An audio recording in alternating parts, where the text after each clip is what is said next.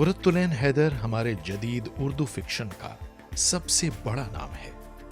उनकी अपनी जिंदगी का आगाज ही उनकी शोहरत के साथ हुआ। उनके अफसानों की पहली और दूसरी किताबें शीशे के घर और सितारों से आगे उस वक्त आईं जब कुरतुलैन हैदर की उम्र 17-18 बरस के आसपास थी। हिंदुस्तान की आज़ादी और तक़सीम की तारीख कुरतुलैन हैदर के अदबी करियर की तारीख के साथ साथ चलती हैं। उनका पहला नॉवल मेरे भी सनम खाने कॉलोनियल हिंदुस्तान और फिर आज़ाद हिंदुस्तान के उबूरी दौर का इहाता कराता है। उन्हें सबसे ज्यादा शोहरत अपने नॉवल आग का दरिया से मिली, जिसका प्लॉट मुश्तरका हिंदुस्तान की 2500 बरस की तारीख पर फैला हुआ है। उन्होंने उर्दू फिक्शन को मगरबी और मशरकी फिक्शन की बेहतरीन रवायात पर मबनी हिस्सियात और शऊर का आईनादार बनाया। उन्हें मौसीकी, संग तराशी, मुसव्वरी, रक्स, फिल्म साजी से भी गहरी दिलचस्पी थी। उन्होंने उर्दू फिक्शन को आलमी अदब के पहलू ब पहलू ला खड़ा किया। उनके अफसानों और नॉवलों के तर्जुमे दुनिया की कई जबानों में शाये हुए हैं। उनकी कल्पना का फैलाव माजी और हाल या भूत और वर्तमान की हदों को मिला देता है। कुरतुलैन हैदर ने अंग्रेजी में भी लिखा, उर्दू में भी लिखा। आग का दरिया जो जीते जी एक लीजेंड बन गया। वो आग का दरिया जो है एक ऐसे दरिया की हैसियत रखता है जिसमें हम सब कहना चाहिए तैर रहे हैं, हाथ पैर चला रहे हैं। यानी वो तक़सीम का वाक़या, हिंदुस्तान के बंटवारे का, जहाँ एक मुल्क के दो मुल्क बन गए, तारीख़ बढ़ गई, रवायतें बढ़ गई, तहज़ीब बढ़ गई, ख़ानदान बढ़ गए। तो कुरतुलैन हैदर ने ये सारी चीज़ें वो की। अनीस साहब अंग्रेज़ी के प्रोफेसर, जामिया मिल्लिया इस्लामिया में सदर शोबा रह चुके हैं। हमारे साथ दूसरे दोस्त इस वक्त जो है वो वहाजुद्दीन अलवी साहब हैं, जो उर्दू के सदर शोबा हैं इस वक्त, और ऐनी आपा से बहुत करीब रहे हैं ज़ाती तौर पर भी। उनकी एक किताब का इन्होंने तर्जुमा भी किया है, चांदनी बेगम का, उर्दू से हिंदी में। हम अपनी गुफ्तगू आपसे शुरू करते हैं अनीस साहब। ऐनी आपा की किताबों के अंग्रेज़ी तर्जुमे कुछ उन्होंने किए हैं, कुछ दूसरों ने किए हैं। उनके नावल का तर्जुमा, उनकी कहानियों का CM नईम जो प्रोफेसर एमेरिटस है शिकागो यूनिवर्सिटी में, उन्होंने तर्जुमे किए हैं। कुछ तर्जुमे उनके गालिबन मोहम्मद उमर मेमन ने किए हैं, मुख्तलिफ लोगों ने किए हैं, फ्रांसिस प्रिचेट ने किए हैं, ख़ुद कुरतुलैन हैदर ने भी तर्जुमे किए, ओरिजिनल भी लिखा है। इसीलिए बहुत सी किताबों में उनके यहाँ वेरिएशंस भी, फ़र्क भी मिलता है उर्दू में। अब आप जो इस पूरे मंजरनामे को देखते हैं तो कुरतुलैन हैदर की क्या हैसियत आपकी नज़र में उभरती? बहुत मुनासिब सवाल ये इसलिए है कि आजकल जब हम अदब पढ़ते हैं तो किसी एक ज़बान का अदब अब नहीं पढ़ते। वो ज़माने कोई और थे जब किसी एक ज़बान के अदब को हम पढ़ते थे और समझते थे कि सब कुछ यही है। बहुत मल्टी डिसिप्लिनैरिटी का एज है ये, बहुत कंपैरेटिव स्टडीज़ का ज़माना है। तो ज़ाहिर है कि जब ख़ास तौर पे हिंदुस्तान या बर्र-ए-सग़ीर के अदब पे नज़र डालते हैं तो हम अंग्रेज़ी में लिखने वालों को या उर्दू में लिखने वालों को या हिंदी में लिखने वालों को का आइसोलेशन में नहीं पढ़ते। चुनांचे जब बर्र-ए-सग़ीर के अदब को हम पढ़ते हैं तो जो एक नाम, और बहुत मुनासिब तौर पे आपने कहा कि जो एक नाम उभरता है वो है कुरतुलैन हैदर का। और ख़ास तौर पे हिंदुस्तान में दूसरी ज़बानों के हवाले से, उर्दू के अलावे दो ही ज़बानें हैं जिसके हवाले से कुरतुलैन हैदर को जाना गया। एक तो हिंदी जिसमें उनके तर्जुमे हुआ हाज साहब ने किया, और अंग्रेज़ी में कई तर्जुमे उनके मौजूद। उनकी एक हैसियत बहुत ख़ास है, और ख़ास इस तरह से है, जहाँ तक मैं समझता हूँ वो इस तरह से है कि कुरतुलैन हैदर को किसी एक लेवल में आप उनको कैद नहीं कर सकते। मसलन ये कि ये नहीं कह सकते कि सिर्फ़ अफ़साने लिखती थी या नावल लिखती थी या बायोग्राफ़ी उन्होंने अपनी लिखी। मेरा ख़्याल है, मैं अक्सर ये कहता हूँ क्लास में भी और उससे बाहर भी, कि वो एक कल्चरल हिस्टोरियन थी हमारे ज़माने की, और उनका कैनवस बहुत बड़ा है। और ये बहुत ख़ास बात है जो उनको दूसरे लिखने वालों से मुमताज़ करता है। उनका कैनवस बहुत बड़ा है, इतना वसी और अरीज़ कैनवस है जिसमें वक्त की कोई क़ैद नहीं, ज़मान और मकान दोनों, स्पेस एंड टाइम। और इतने बड़े कैनवस पे वो मुख्तलिफ़ रंग भरती हैं, बड़ी रंगारंगी है और सब में हमआहंगी है। सबसे बड़ी बात ये है, चुनांचे वो किसी एक मौजू पे नहीं लिखती, किसी एक तजुर्बे को नहीं लिखती, बल्कि उनके यहाँ एक बहुत हमाजहत ज़िंदगी की तमाम तर जो मशागिल हैं, हमारे ज़िंदगी जिस तरह से हमारे साथ पेश आती है, ये हम उसके साथ कैसे रिएक्ट करते हैं और बिहेव करते हैं, وہ زندگی سے باتیں کرتی ہیں اپنے فن پاروں کے ذریعے. اور ایک بات جو کہی جاتی ہے اکثر وہ یہ کہ تاریخ کا تصور ان کے ہاں جو ہے وہ بہت بہت پھیلا ہوا ہے. ظاہر ہے کہ وہ کرونالوجیکل نہیں ہے، ان کے ہاں سائیکلیکل ہسٹری ہے، بلکہ آگ کے دریا کے ایپیگراف کے طور پہ انہوں نے ایلیٹ کا ایک اقتباس ہے جو انہوں نے 4 کوارٹر سے لیا. تو وہ ایک سلسلہ ہے ان کے یہاں جو وقت کا، وہ اور آگ کا دریا اس کی ظاہر ہے کہ سب سے اچھی مثال ہے. تو صرف آگ کا دریا نہیں، میں تو سمجھتا ہوں کہ تمام تر تحریریں آپ وقت کے اس تناظر میں دیکھ سکتے ہیں. وقت اور موت یہ دو تو ان کے بہت کہنا چاہیے خاص سروکار رہے ہیں، ڈیتھ اینڈ ٹائم. اچھا، انہوں نے ظاہر ہے کہ میموری سے بہت کام لیا، حافظے سے، اور ان کے حافظے کے بارے میں خود کہا کرتی تھی کہ میرا حافظہ فوٹوگرافک ہے.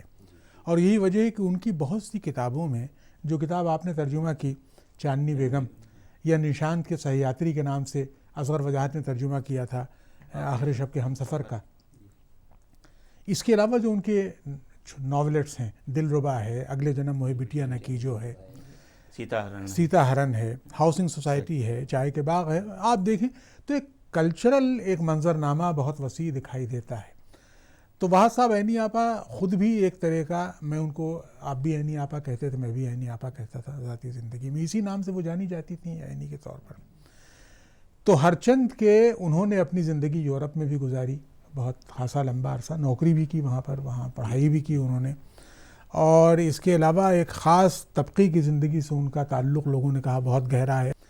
لیکن یہ کہ ایک خاص بات یہ ہے کہ اس کے باوجود ان کے یہاں ایک خاص طرح کی مشرقیت ملتی ہے، یعنی ایک وہ کسی طرح کی کلچرل ایمنیسیا کی شکار نہیں ہوئی، یعنی کوئی بھول ہی نہیں کہ ہمارا جو وقت گزر گیا، انگریزوں کے آنے کے بعد جو نیا کلچر پیدا ہوا اس میں پوری رچ بس گئی ہوں. آپ کچھ بتائیں کہ ان کی ذاتی زندگی میں، ان کے رہن سہن میں، ان کے انداز میں، کھانا پینا، لباس، بات چیت کا طور طریقہ، اور پھر اس کے بعد ان کے شوق اور یہ ساری چیزیں، اس میں اودھ کا کلچر جو انہیں بہت عزیز تھا، جو ہندو مسلم ایک مشترکہ کلچر ہے، اس کی جھلکیاں کس طرح دکھائی دیتی؟ میں یعنی آپا وہ تقریباً 33 سال سے، یعنی میں جب ریسرچ کر رہا تھا جب سے جانتا تھا، وہ بہت مشفق تھیں اور مجھے بلایا کرتی تھی مختلف مواقع پہ. اودھ سے چونکہ میرا بھی تعلق ہے، اور عینی آپا نے پورا بچپن اور پھر تعلیم سب اودھ سے ان کی مکمل ہوئی. یعنی اودھ کے وہ جس کو وہ ٹٹر اسکول کہا کرتی تھی، وہاں سے شروع کر کے اور یونیورسٹی تک کے ایزابیلا تھابرن کالج سے پڑھا، پھر ایم اے جو ہے وہ انہوں نے یونیورسٹی سے کیا. تو جو ان کا پہلا ناول ہے میرے بھی صنم خانے، اس میں آپ دیکھیں کہ اودھ وہ اودھ زندہ ہے جو 47 سے پہلے تھا. ہندو مسلم دوستیاں، عینی آپا کی خود جتنی دوست تھیں ان میں 50% ہندو اور کرسچن تھیں. وہ پورا کلچر لکھنؤ کا جو تھا وہ ان کے اندر سرات کر گیا تھا. اب اس زمانے میں بھی جب وہ گفتگو کرتی تھیں تو ان کا انداز یہ ہوتا تھا کہ ہائے کہاں گئے وہ لوگ. جیسے کہ آپ یہ دیکھیں کہ ان کا یہ جو شاہراہ حریر ہے، اس میں جو بات کو انہوں نے لوگوں پہ لکھا ہے، اس میں صاف جھلکتا ہے کہ اس کلچر کو وہ تلاش کر رہی، ان لوگوں کو وہ تلاش کر رہی، ان قدروں کو وہ تلاش کر رہی. انیس صاحب نے فرمایا کہ ان کا مین واسطہ ہے وہ تاریخ، وہ بھی تہذیبی تاریخ ہے، اور ساتھ ساتھ ان کے ہاں جو انسان ہے، جس کو کہ آپ آگ کے دریا میں بھی دیکھیں کہ نام نہیں بدلتے ہیں، یعنی ان کے ہاں انسان وقت کے ساتھ. دیکھیے آگ کا دریا میں تو انیس صاحب جیسے 2500 سال برس کی تاریخ ہندوستان کی اس میں سموئی ہوئی ہے، بدھسٹ پیریڈ کے ہندوستان سے لے کر کے. پہلا جملہ اس کا یہ آتا ہے کہ گوتم نیلمبر نے چلتے چلتے پیچھے مڑ کر دیکھا، یعنی ماضی کی طرف نظر ڈالی. گویا کہ جو تجربہ گزر چکا ہے اب ایک یاد بن کر کے ہمارے ساتھ ہے، اور اس کو ہم پھر سے پانے کی، دریافت کرنے کی، سمجھنے کی کوشش کر رہے ہیں. اسی وجہ سے ان کے ہاں چونکہ ماضی کا ذکر بہت ہوتا ہے، گئے دنوں کا وہ سراغ لگانا چاہتی ہیں، پتہ نہیں مستقبل کی پیمائش کرتی ہیں، حال کی پیمائش کرتی ہیں ماضی کے ذریعے، یا یہ کہ جو چلی گئیں ان کا دکھ ہے انہیں. ان کے ہاں ظاہر ہے کہ زوال کا اور دکھ کا عنصر بہت زیادہ ہے ان کی تحریروں میں. اسی لیے کبھی کبھی یہ بھی کہا جاتا ہے کہ ان کی پوری فضا جو ملتی ہے وہ ظاہر ہے کہ خاصی اداسی والی فضا ہے، لیکن وہ خود اس کا مذاق اڑاتی تھیں، اور وہ کہتی تھی بھائی میں تو مطلب مجھے ہنسی بھی آتی ہے اور ساری چیزیں وہ ہیں، لوگ پتہ نہیں کیسے یہ سمجھتے ہیں. لیکن میں یہ سمجھتا ہوں کہ کوئی بھی اچھا لکھنے والا جب تک کوئی تجربہ اس کے لیے یاد نہ بن جائے اس تجربے کی تخلیقی پیشکش بہت اچھی نہیں ہو سکتی.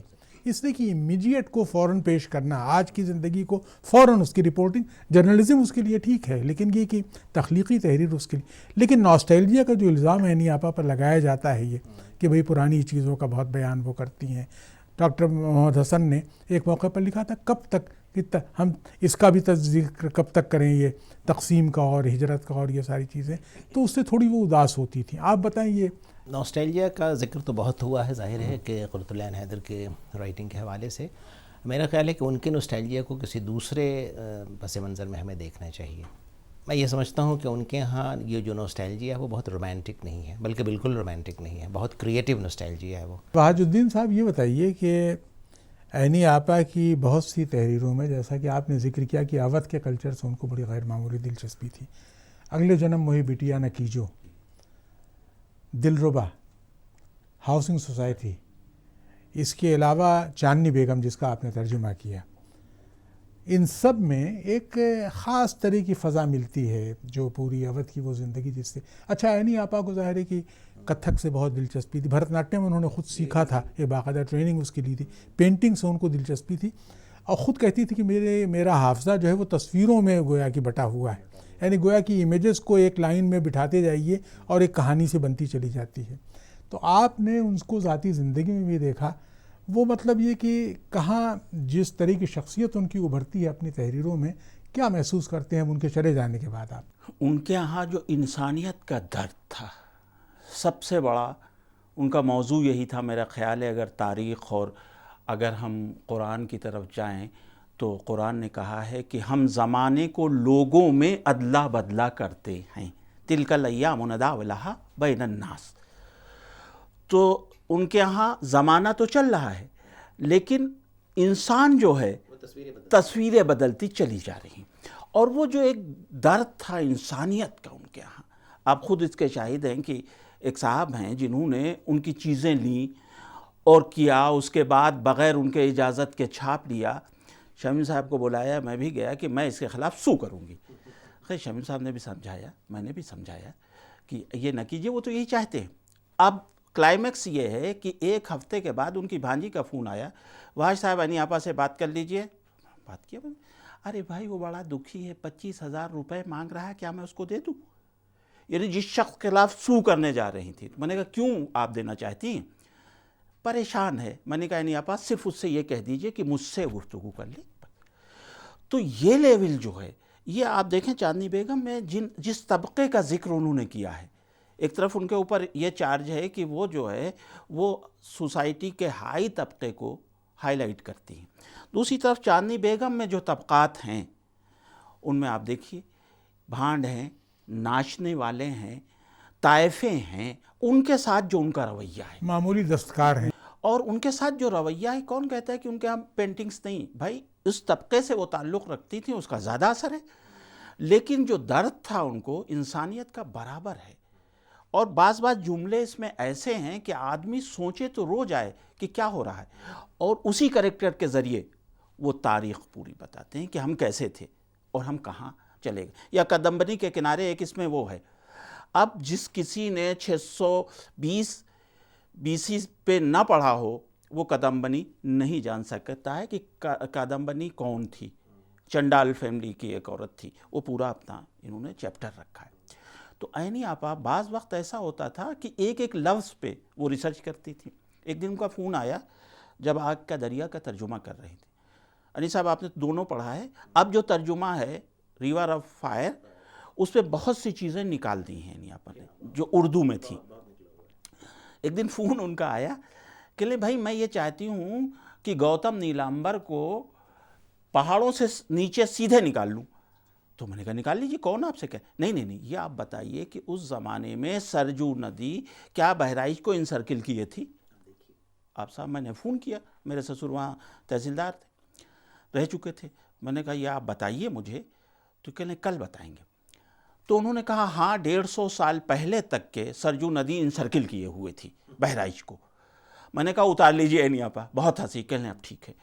تو کوئی بھی چیز جب تک کہ وہ کنفرم نہیں رہے، تاریخ ہو، تہذیب ہو، لکھتی شاید اسی لیے انیس صاحب عینی آپا کی یہ ٹرائلوجی جو ہے، میرے بھی صنم خانے جو ان کا پہلا ناول ہے، سفینہ غم دل دوسرا ناول، تیسرا ناول آگ کا دریا جو 1958-59 میں سامنے آیا، تو ان میں ایک پوری ایک مسلسل کہانی بنتی ہے اور ظاہر ہے کہ پوری اسی تہذیب کی. اس کے علاوہ بھی آپ کو خیال ہوگا کہ ان کی لمبی کہانیاں جو ہیں، آئینہ فروش شہر کوراں، ملفوظات حاجی گل بابا بیگ تاشی، دنی گر سوار باشد، اس طرح کی قید خانے میں تلاتم ہے کہ ہند آتی ہے، تو اس طرح سینٹ جارجیا کیا اس کے اعترافات، لمبی کہانیاں ان کی بہتر ہیں.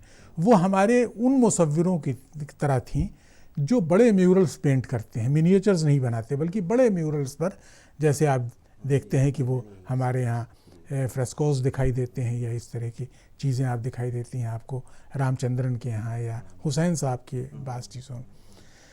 تو کہنے کا مطلب یہ ہے کہ یہ ان کے یہاں ایک عجیب و غریب چیز رہی ہے، لیکن ان کے یہاں ایک ویرائٹی بھی ملتی ہے ہمیں، اس میں کوئی شک نہیں کہ ایک مرکزی موضوع کی حیثیت ان کے یہاں موت کو اور وقت کو حاصل ہے، ڈیتھ اینڈ ٹائم.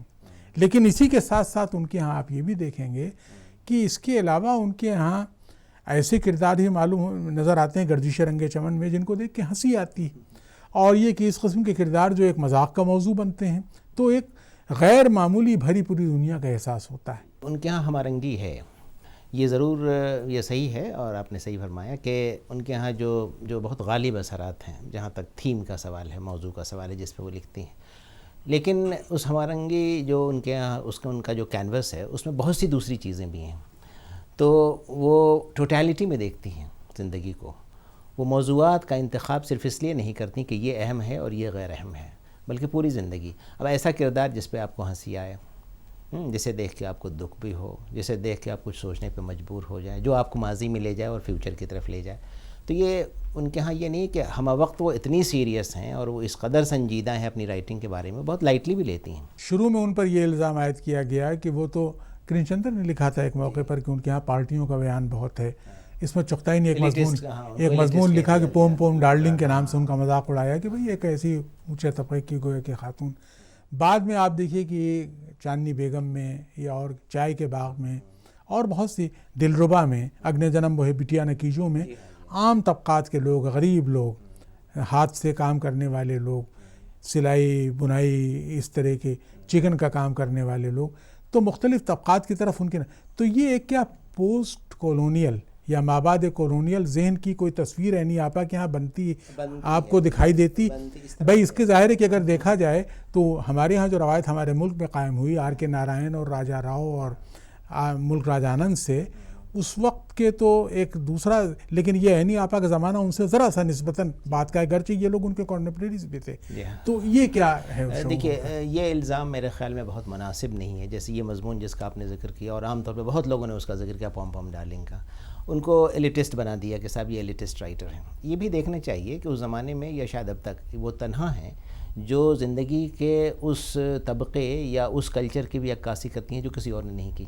تو کسی نئی چیز کو اپنے رائٹنگ میں جگہ دینا یہ کوئی ایسی معیوب بات نہیں ہے. اب انہوں نے ایک نئی چیز کی تھی تو لوگوں کو لگا کہ صاحب یہ تو بہت ہی ویسٹرنائزڈ ہیں، یہ بہت ہی ایلیٹسٹ ہیں. اچھا، ایک یہ تو ظاہر ہے کہ اتنی جہات ہیں عینی آپا کی، بہت گفتگو، لیکن ایک بہت ضروری بات رہ نہ جائے، اور وہ یہ ہے کہ اپنی زندگی کے آخری دور میں ان کو دلچسپی مسٹیسزم سے بہت پیدا ہوگا، تصوف سے. آپ نے بھی دیکھا ہے ایک وہ بھیا آیا کرتے تھے عارف شاہ صاحب، تو وہ جو دلچسپی ان کی پیدا ہوئی، اور میں نے اس زمانے میں ان کو دیکھا عینی آپا کو جس عقیدت سے وہ ان کی خدمت، یعنی وہ آتے تھے ان کے یہاں ٹھہرتے تھے پورے اپنے گروہ کو لے کر کے. آپ بھی ان سے ذاتی طور پر باقی میں بھی ان سے ملاقات تھی ان بھیا سے، یہ سب تھا. تو عینی آپا کے ہیں تصوف کا جو سلسلہ پورا ملتا ہے، اس کے بارے میں آپ چند باتیں کچھ بتائیے وہاں صاحب. عینی آپا کا جو خاندان تھا، یعنی والد سے پہلے کے میں ان کی ہسٹری بتا رہا ہوں، سب تصوف کی طرف مائل تھے. عینی آپا نے جب یہ صوفیہ سے ان کا تعلق ہوا، آپ یہ دیکھیے کہ تصوف کی روح، ذرا سے میں توجہ چاہوں گا کہ تصوف کی روح وہی ہے جو عینی آپا اپنے یہاں پیش کر رہی ہیں. تصوف میں نہ کوئی ایلیٹ ہے اور نہ ہی کوئی ڈاؤن ٹروڈرس ہے، وہاں ایک لیول پہ ہیں. اچھا، دوسری جو بات ابھی ڈاکٹر صاحب نے فرمائی تھی، آپ نے کہی تھی، ان کے اوپر یہ الزام غلط ہے اس لیے کہ جس زمانے میں ان کے اوپر پوم پوم ڈارلنگ کہا گیا ہے، جس طبقے سے وہ تعلق رکھتے تھے اس کو وہ پینٹ کیا انہوں نے۔ رفتہ رفتہ جن لوگوں سے ان کا سابقہ ہوا وہ سچی آرٹسٹ تھیں، ان سب کو پینٹ کیا۔ ایسا نہیں تھا، یہ اگر وہ یہ کرتی تو وہی ہو جاتا کہ جس چیز سے آپ واقف نہیں ہیں اس پہ آپ قلم اٹھا رہے ہیں۔ جب وہ واقف ہوئی تو انہوں نے قلم اٹھایا، اور پھر جو میں نے شروع میں کہا تھا کہ انسانی ہمدردی جو ہے اس نے ان کو تصوف کی طرف مائل کر دیا۔ آپ دیکھیں گے کہ گردش رنگ چمن میں 2 چیپٹر ایسے ہیں جو تصوف پہ ہیں، یعنی تصوف کی روح۔ مذاق بھی اڑاتی ہیں وہ، اس میں دیکھیے کہ اس میں یہ بنے ہوئے جو سنت و سادھو ہیں، فقیر ہیں، ان کا مذاق بھی انہوں نے اڑایا ہے کہ کیا ہو رہا ہے، یہ یورپ میں کیا ہو رہا ہے۔ اسی ناول میں یورپ میں وہ جب یہاں سے بھاگ جاتا ہے اور جا کر کے وہاں گارڈ مین بن جاتا ہے، اس کا پورا ڈیٹیل اینی آپا نے دیا۔